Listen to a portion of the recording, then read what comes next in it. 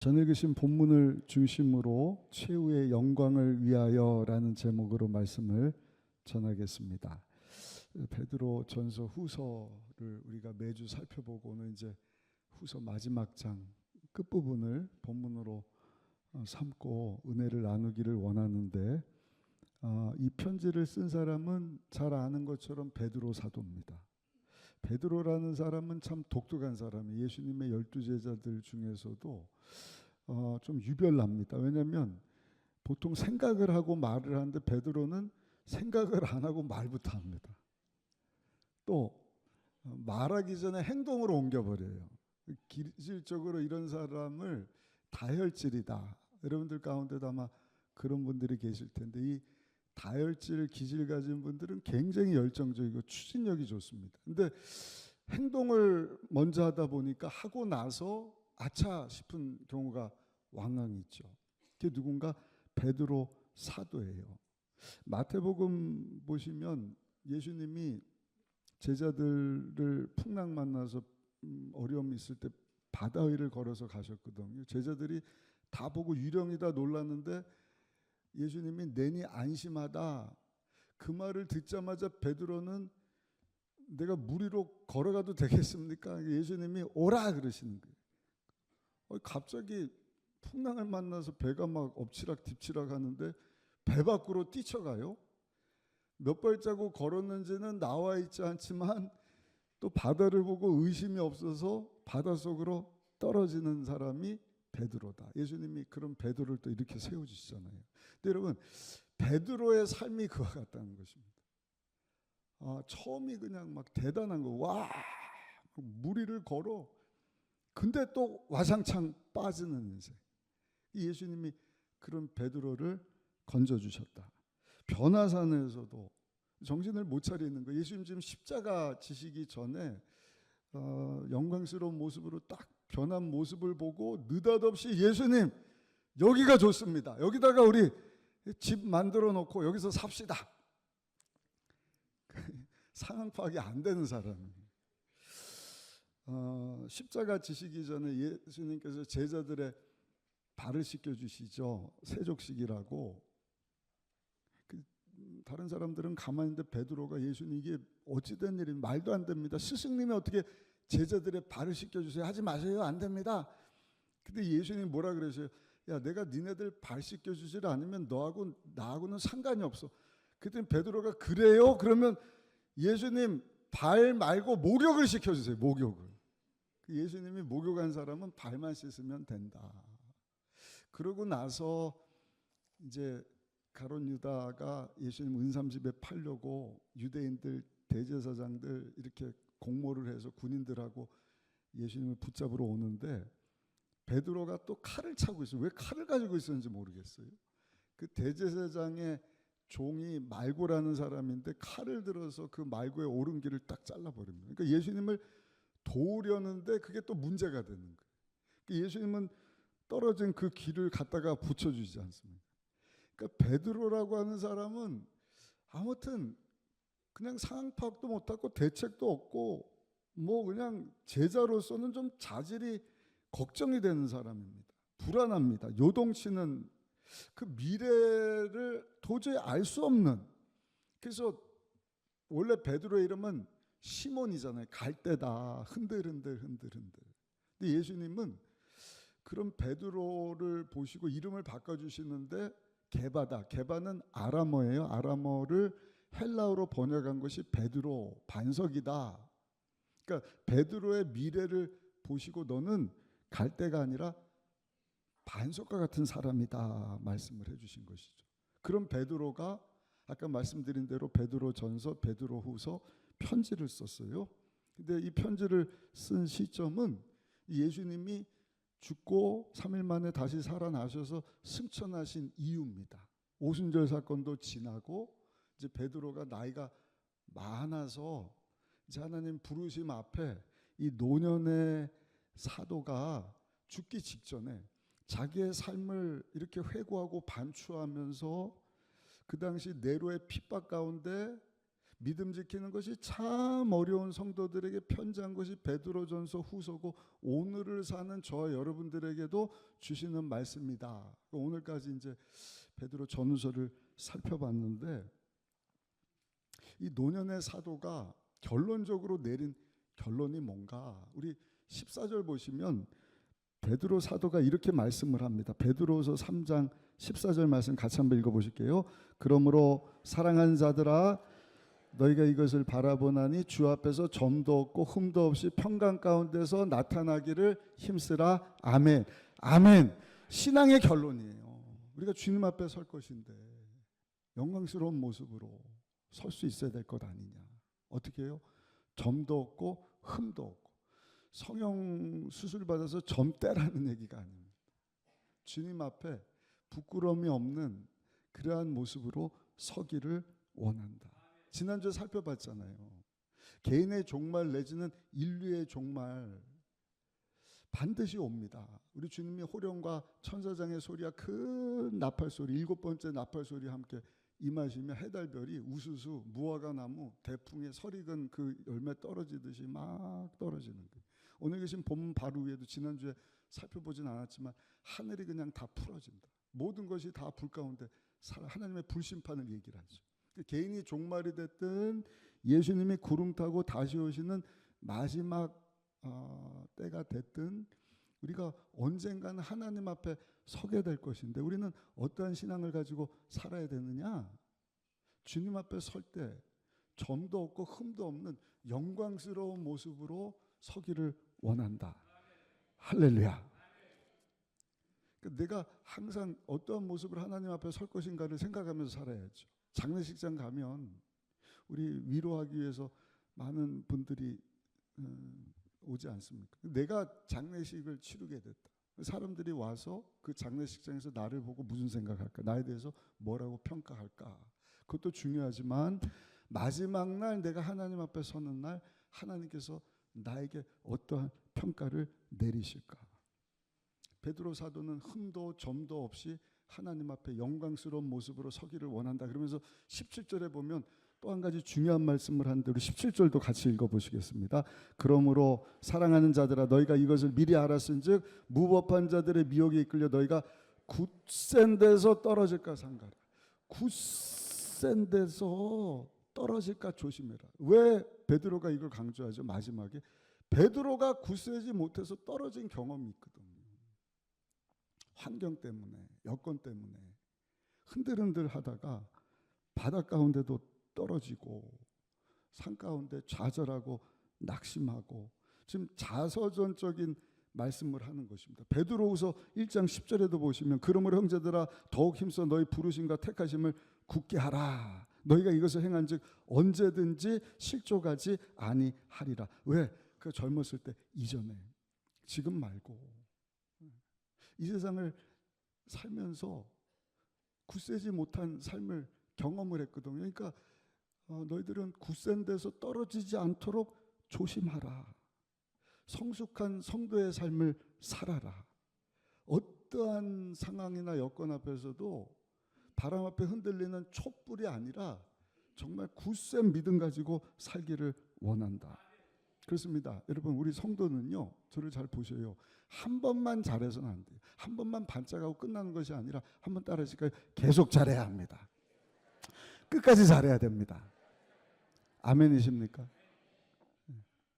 뭐 원스타다, 투스타, 쓰리스타도 마찬가지죠. 장성급인데도 중간에 실패해서 실수해서 불명예 제대 2등병으로 강등돼서 제대할 때 2등병 계급장 달고 제대하는 분 있죠.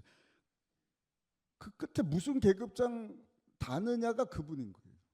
학교 성적표도 똑같지 않습니다. 졸업할 때 내가 어떠한 성적을 가지고 졸업하느냐가 그 사람이지 않습니까? 우리 신앙도 마찬가지. 한 번뿐 인생 속시 지나가는데 우리가 한 번으로 끝나는 것이 아니라 계속 잘해야 할 줄로 믿습니다. 오늘도 잘하지만 내일도 잘해야 될 것이고 아니 주님 앞에 서는 날이 반드시 올 텐데 베드로 사도가 강조하는 게 흔들리지 않고 흠도 없이 점도 없이 정말 영광스러운 모습으로 하나님 앞에 서기를 원한다. 그러면서 아주 핵심적인 말씀, 결론과도 같은 말씀, 마지막 구절입니다. 18절 말씀 우리 같이 한번 마지막으로 읽어보실게요. 시작. 오직 우리 주 곧 구주 예수 그리스도의 은혜와 그를 아는 지식에서 자라가라. 영광이 이제와 영원한 날까지 그에게 있을지어다. 아주 중요한 핵심 단어를 얘기를 하는데 여기 뭐라고 얘기를 해요? 한 동사죠. 한번 따라합시다. 자라가야 합니다. 우리 다시 한번 읽어보실까요? 오직 우리 주 곧 구주 예수 그리스도의 은혜와 그를 아는 지식에서 어떻게 하라고요? 우리 옆에 분하고 인사하십시다. 우리 성장하는 것을 목표 두고 사십시다. 한번 인사하십시다. 육적인 성장이 아니라 내적인 성장입니다. 우리의 속사람이 믿음의 주요 온전케 하시는 예수님을 표대 삼고, 저를 보세요. 우리 순복음 의정부교회 성도들은요, 날마다 자라나가시기를, 성장하시기를 예수님의 이름으로 축원합니다. 왜 계속 성장하고 자라야 하느냐? 그래야 흔들리지 않는 거예요. 왜 베드로가 흔들린 거예요? 성장하지 않았기 때문입니다. 계속 자라지 않았기 때문에 요동치고 쓰러지고 넘어지고 많은 어려움을 겪은 거예요. 그래서 그 인생의 마지막에 강조하는 것이 계속 자라가십시오. 계속 성장하십시오. 문제는 그 우리 신앙의 딜레마예요. 여기 신앙생활 뭐 5년 했다, 10년 했다, 20년, 30년 됐다. 처음에는 열심인 것 같은데 성장을 멈춘 분들 있죠. 신앙의 성장, 자라감에 대해서 관심도 없어라 하는 분들이 있죠. 그게 신앙의 딜레마예요. 여러분, 우리가 성장을 멈추잖아요. 믿음에 설 수가 없어요. 곤두박질 칩니다. 우리는요, 변질되기 쉬운 요소들을 가지고 있어요. 육을 입고 있기 때문에 늘 죄를 짓습니다. 그러니까 끊임없이 성장하고 자라나지 않으면 어떻게 되냐? 변질되는 것입니다. 쉽게 죄 유혹에 노출돼서 사단 마귀에게 종노릇하고, 계속 말씀드린 영원한 것이 아니라 썩어 없어질 것, 70년 80년이면 사라질 것에 인생을 낭비하고, 거룩한 것이 아니라 더러운 것을 쫓아서 육신의 정욕, 안목의 정욕, 이생의 자랑 따라 살면서 살다가 인생이 완전히 변질이 돼버리는 것입니다. 그래서 사랑하는 우리 순복음 의정부교회 모든 삼배배 참석하신 성도 여러분, 오늘 이 주시는 말씀을 붙잡고 내가 예수님을 영접하고 죄사함 받고 하나님의 자녀가 됐다면, 내가 아직 예수님을 삶의 주인으로 영접한 분이 아니라고 한다면 이 말은 상관이 없어요. 이거는 예수 믿고 구원받은 하나님의 자녀에게 주시는 말씀이에요. 아멘. 죄사함 받고 하나님의 생명을 가진 성도라고 한다면 따라합시다. 주여 자라나게 하여 주옵소서. 계속 성장해야 돼요. 아니면 변질된다. 믿음에 설 수 없다. 그래서 사도 베드로는요, 성장해야 됩니다. 그래야 흠도 없이 점도 없이 마지막 날 하나님 앞에 설 수 있습니다. 마지막 세 번째입니다. 그러면 어떻게 하면 우리가 계속 성장하고 계속 자라날 수 있는가? 읽으신 18절에 두 가지를 말씀을 해요. 우리 18절 말씀을 다시 한번 읽어보실게요. 18절입니다. 오직 우리 주 곧 구주 예수 그리스도의 은혜와 그를 아는 지식에서 자라가라. 어디서 자라가라? 예수 그리스도의 은혜를 아는 데서 자라야 돼요. 아멘. 주님의 은혜 안에서 자라야 돼요. 두 번째는요, 그리스도를 아는 지식에서 자라야 한다. 왜 은혜 안에서 자라야 되느냐? 왜 하나님의 은혜를 필요로 하느냐? 베드로는 여러분 예수님을 못 만난 게 아니라 3년 반을 같이 지냈어요. 예수님이 사망 권세 이기고 다시 살아나시고도 부활하신 예수님을 만났지만 완전히 상실감에 빠져서 자기 고향으로 다시 돌아가는 거예요. 디바랴 바닷가 고기잡이 하러 돌아가는 것입니다. 왜?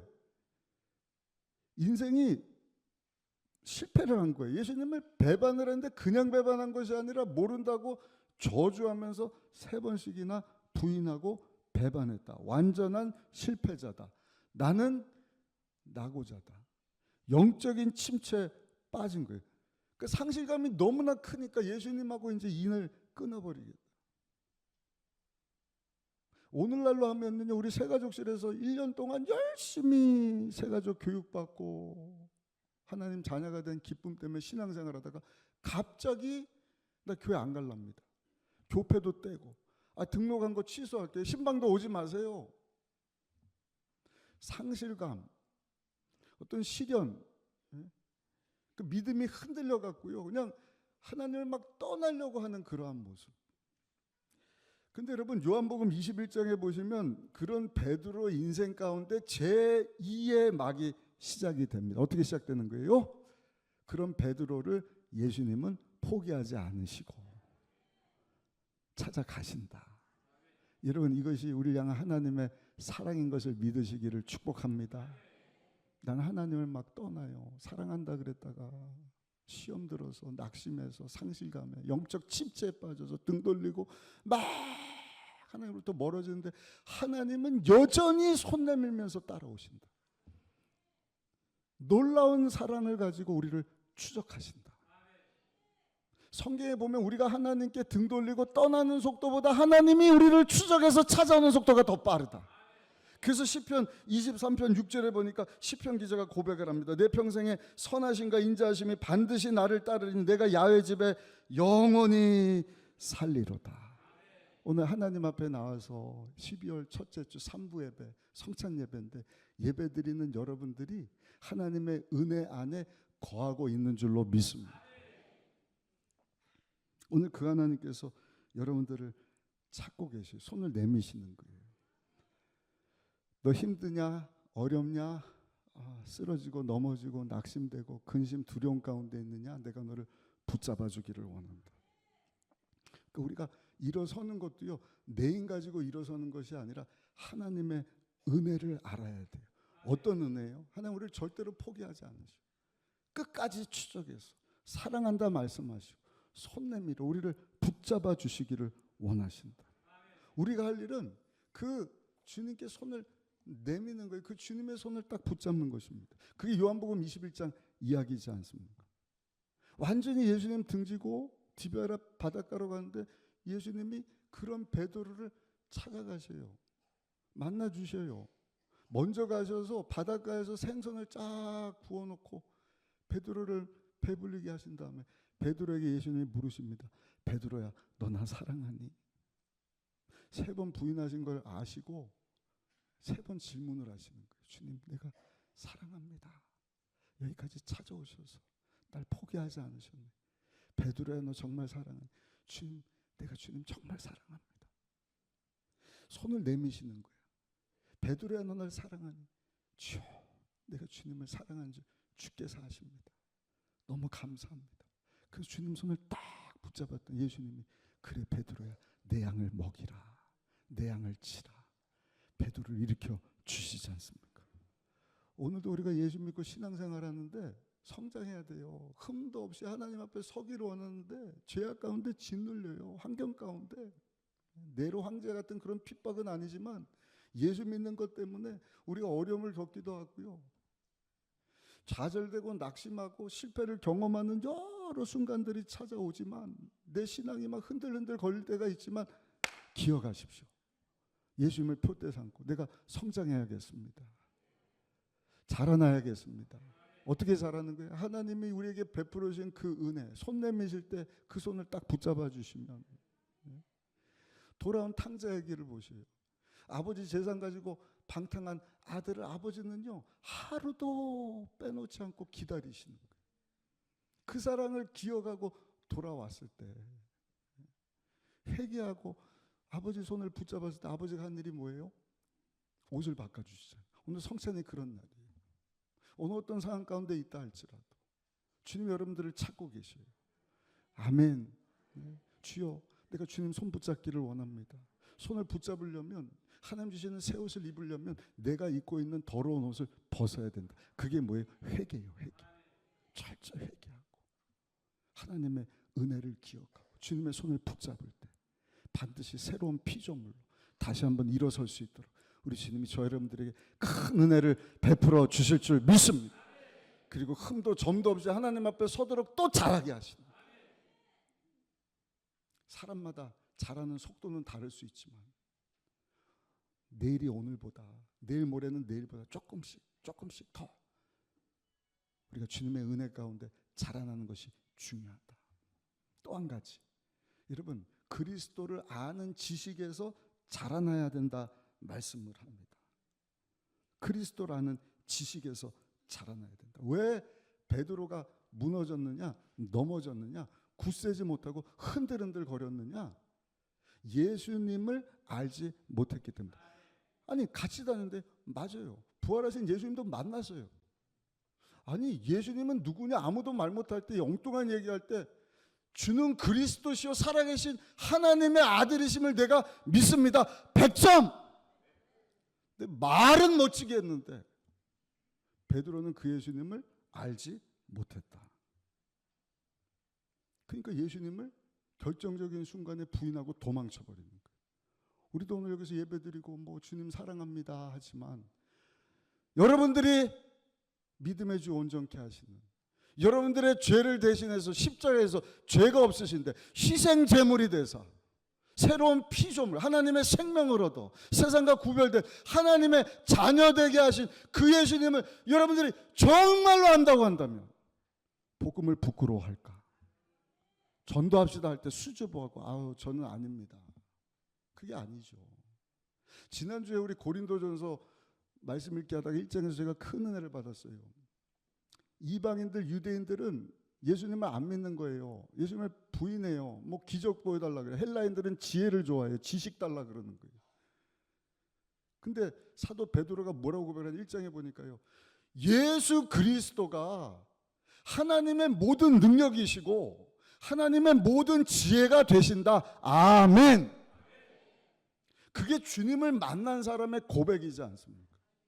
빌립보서 3장 8절에 보면 사도 바울이 뭐라고 고백을 하느냐, 우리 이 말씀은 같이 한번 읽어보실게요. 빌립보서 3장 8절입니다. 또한 모든 것을 해로 여김은 내 주 그리스도 예수를 아는 지식이 가장 고상하기 때문이라 내가 그를 위하여 모든 것을 잃어버리고 배설물을 여기면 그리스도를 얻고. 예수님 얻고 보니까 나에게 큰 기쁨, 만족, 행복이 있어. 그래서 내가 과거에 추구하고 얻고자 했던 모든 것, 내가 가진 모든 배경, 학벌, 지위, 이건 다 해로 여기고 배설물처럼 여긴다.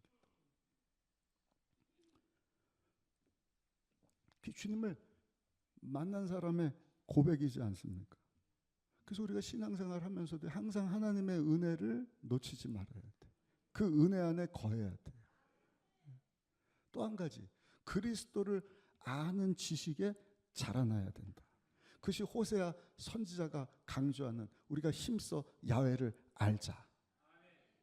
근데 하나님을 안다, 힘써 알자 할 때 사용된 그 단어는 그냥 머리로만 알자가 아니라 아담과 하와가 동침했다, 아담이 하와가 동침했다 할 때 사용된 단어인 거예요.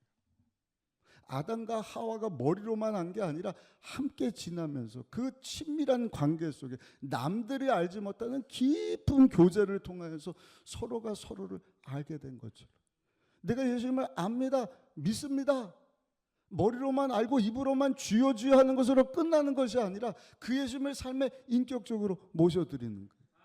그리고 성경에 말씀하신 그 예수님을 삶 가운데 체험하는 것입니다. 근데 여러분, 신앙의 성장에 일어나지 않는 이유는 뭐냐? 우리 삶 가운데 그 예수님과의 관계가 없기 때문이다. 교회에서 설교 한번 듣고 머리로 알아, 맞아, 십자가에서 죽고 피 흘려 그 예수님 때문에 내가 죄사함 받고 하나님 자녀가 됐지.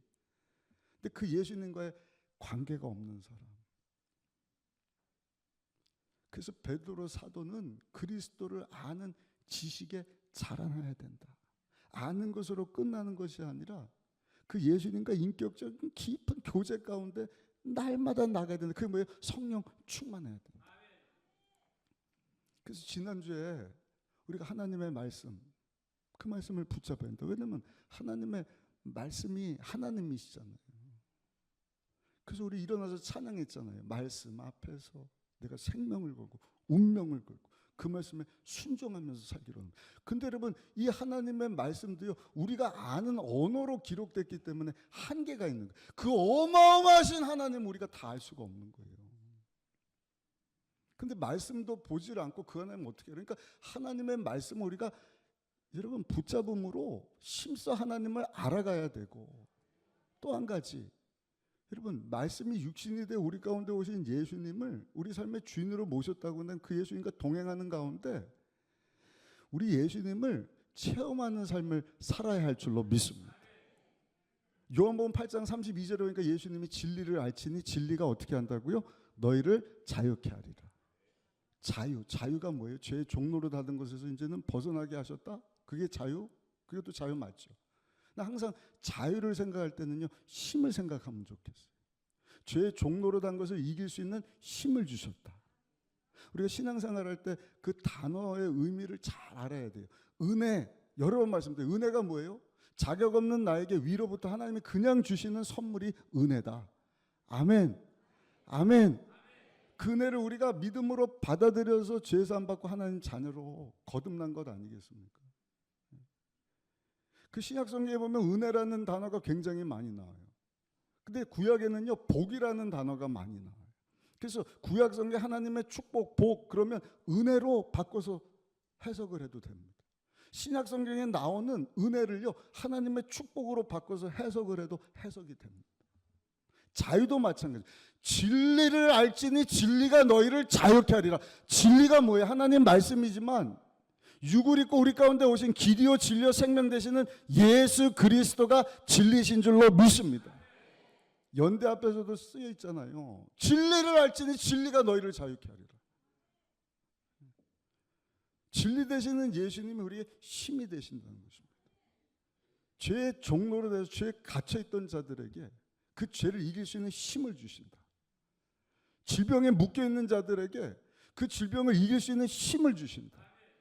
왜? 예수님이 채찍에 맞으심으로 나음을 받았거든요. 가난 저주에 대해서도 나무에 달린 자마다 저주 아래 있는 자인데 예수님이 십자가에서 우리 대신 처형당해 주심으로 죄 때문에 임한 모든 가난과 저주를 십자가에서 다 담당하시고 이제는 아브라함에게 약속하셨던 하나님의 모든 풍성하심을 축복하심을 이방인인 저와 여러분들에게까지 허락해 주신 줄로 믿습니다. 그러니까 가난 저주에 묶여서는 안 돼요. 머리로만 예수님이 내 가난 저주 대신 가난하게 되심으로 나를 부욕해 하셨구나 하는 것으로 끝나면 안 돼요. 그것을 실제로 체험할 수 있어야 됩니다. 죽음에 대해서도 마찬가지예요. 모든 사람이 죽음을 두려워하지만 예수님은 그 죽음을 이길 수 있도록 사망 권세를 이기시고 다시 살아나셨잖아요. 부활의 첫 열매가 되셨잖아요. 그 예수님 믿는 믿음 가지고 나도 죽고 끝나는 것이 아니라 부활의 먼 영광스러운 썩지 않는 몸을 입고 호련듯 변하여 주님 앞에 서게 될 것이다. 하나님 예비하신 천국을 소망하면서 믿음으로 사는 것 아닙니까? 오늘 주신 말씀 붙잡고 내가 주님 앞에 설 때 흠도 점도 없이 영광스러운 모습으로 주 앞에 서게 하여 주옵소서. 필요한 것이 뭐다? 자라나는 것이다. 주님 안에서 예수 그리스도의 장성한 분량까지. 제가 한번 말씀드렸어요. 그러니까 우리 교회와 성도들의 궁극적인 목적은 예수님처럼 되는 것이다. 그 성장을 이루지 않으면 변질된다. 그래서 계속 자라야 돼. 은혜 안에 자라야 돼. 아멘. 그리고 예수 그리스도를 아는 지식에서 자라야 된다. 그 예수 그리스도를 아는 지식에 자란다는 것은 머리로 아는 것이 아니라 어제나 오늘이나 영원토록 동일하신 예수님을 내가 삶 가운데 모시고 그 예수님과 교제하는 가운데 그 예수님이 죄에 대해 종로로 하지 않도록 다 이겨주셨습니다. 죄를 이길 힘을 얻는 거예요. 어디서? 주님 앞에 나와. 시편 84편 5편 힘을 얻는 자, 자유를 얻는 자, 죄뿐만 아니라 가난, 저주, 질병, 죽음, 지옥, 심판에 대하여 자유할 수 있도록 힘을 얻고 그것에 종로라고 끌려다니는 것이 아니라 이미 이겨주셨으니 나는 죄와 상관이 없는 삶을 살 수 있다.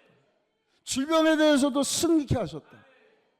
우리 지난주에도 갔더니 권사님 한 분이 이 대장암이셨는데 그게 전이가 됐어요. 근데 대장암도 치료해 주시고 그 엑스레이 찍었더니 폐도 깨끗하게 치료됐습니다. 아멘. 이사야 53장 5절의 말씀을 하잖아요. 그가 찔림은 우리의 허물 때문에, 그가 상함은 우리의 죄악 때문이라. 예수님이 나 대신 징계를 받음으로 우리는 하나님과 평화를 얻게 되었고, 예수님이 나 대신 채찍에 맞아주심으로 나는 나음을 받았도다. 나음을 받았도다. 머리로 그쳐서는 안 돼요. 그리스도를 아는 지식에, 주님과 교제하는 가운데, 그 예수님이 나로 하여금 가난과 저주와 질병에 대해, 죽음의 두려움에 대해서도 자유함을 얻도록 힘을 주셨으니 그 힘을 공급받고 그 하나님을 여러분 내 삶 가운데 체험해야 돼요. 아멘. 아멘. 그래야 복음을 부끄러워하지 않는 거예요. 그래야 우리 가족들한테 가서 예수 믿으라고 예수님을 전하는 거예요. 좀 이따가 동영상 보겠지만 내년 1월에 우리 대만 선교 가거든요. 저는 몰랐는데 그 섬나라라서 그런지 대만 사람들 60% 70%가 우울증에 빠졌다는 거예요. 우울증 환자들 여러분 어떻게 자유하는 거예요? 진리를 알지니 진리가 자유케 하리라. 우울증에서도 벗어나게 하시는 예수님을 삶의 주인으로 모십시오. 죄 문제도 해결해 주시고 그 우울증의 문제도 해결해 주시고 하나님과의 관계도 회복시켜 죽어서만이 아니라 이 땅에 사는 동안에도 풍성한 삶 살게 하실 줄로 믿습니다. 그러니까 그 경험이 여러분 많아질수록 그리스도를 아는 지식에서 우리가 자라나게 되는 것입니다. 근데 오늘 이 말씀을 기록하고 있는 베드로가 거기까지 온 거예요. 높은 산맥 최고봉까지 올라온 것입니다. 삶 가운데 많은 경험, 많은 실패, 낙심, 어려움 다 겪고 곤두박질 치고 흔들흔들 믿음 없이 살다가 이제는 인생의 마지막 다가온 그 순간 편지를 쓰면서 정말 핵심적인 메시지를 네로의 핍박 앞에 믿음 지키십시오 편지하면서 또 오늘을 사는 저 여러분들에게도 우리 신앙생활에서 가장 중요한 것 우리가 하나님 앞에 선다는 것을 기억하고 종말적인 신앙생활을 하면서 흠도 없이 점도 없이 하나님 앞에 서야 되는데 하나님 앞에 그렇게 영광스러운 모습으로 설 수 있는 비결은 예수님 안에서 자라나는 것입니다. 날마다 예수님을 목표 삼고 나를 끝까지 포기하지 않고 찾아오시는 그 하나님의 손길을 내가 붙잡고 일어서는 것입니다. 그리고 주님을 힘써 알아가는 것입니다. 말씀 통해서도 알아가지만 약속하신 그 말씀 예수님 때문에 나의 삶 가운데 이제 우리 주님께서 약속하신 그 말씀을 그대로 이루실 것을 믿고 죄에 대하여 총노릇하는 것 아니에요. 세상에 대해서도 시험에 대해서도 변질되지 않는 거예요. 변질되면요 썩 없어질 거기서 사는 거예요. 영원하지 못한 것이 더러운 것 그런 것 쫓아서 사는 것입니다. 그러나 주님으로 충만하면 그 주님 주시는 힘 가지고 죄도 이기고 세상도 이기고 질병도 이기고 가난도 이기고 죽음도 이기고 아멘 더 주님 닮은 모습으로 사는 가운데 복음을 부끄러워하는 것이 아니라 저 여러분들 또한 그 예수님 알지 못하는 자들의 힘차게 예수 그리스도의 복음을 전하게 될 줄로 믿습니다. 베드로가 마지막 이제는 하나님 부르심 앞에 서게 되었을 때 고백을 한번 보실까요? 우리 베드로전서 5장 5절 보시면 베드로 사도가 이렇게 말씀을 합니다. 베드로전서 5장 5절입니다. 젊은 자들아 이와 같이 장로들에게 순종하고 다 서로 겸손으로 허리를 동이라. 하나님은 교만한 자를 대적하시되 겸손한 자들에게는 은혜를 주시느니라. 누가 얘기하는 거예요? 똑같은 사람이에요.